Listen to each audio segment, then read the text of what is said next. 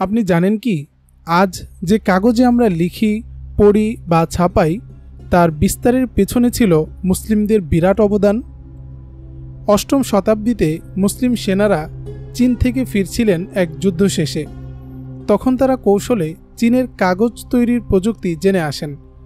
বিশেষ করে 751 সালে ব্যাটল অফ ট্যালাসে কিছু চীনা কারিগর বন্দী হন।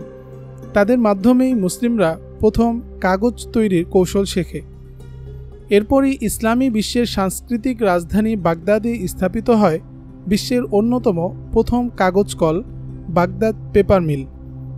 এই কারখানায় উন্নত পদ্ধতিতে কাগজ তৈরি হতে থাকে। মুসলিমরা চীনের পদ্ধতিকে আরও উন্নত করেন। তারা তুলা, সিল্কের কাপড় এবং লিনেন ব্যবহার করে উন্নত ও সস্তা কাগজ বানাতে সক্ষম হন। এই কাগজই ছড়িয়ে পড়ে সমগ্র মুসলিম বিশ্বে। দামেস্ক, কায়রো, তিউনিস, আন্দালুস, স্পেন, এমনকি ইউরোপেও। এই কাগজ বিপ্লবের ফলে বেড়ে যায় বই লেখার হার, লাইব্রেরির সংখ্যা এবং শিক্ষা বিস্তার। ইসলামী সভ্যতা হয়ে ওঠে জ্ঞানের এক উজ্জ্বল বাতিঘর।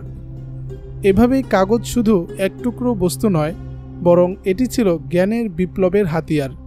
আর এর পেছনে ছিল মুসলিমদের অসাধারণ অবদান। আমাদের গর্বিত ইতিহাস জানুন, শিখুন এবং শেয়ার করুন। আলোর পথ অডিও বুক ইসলামী সভ্যতার আলো নিয়ে এগিয়ে চলছি।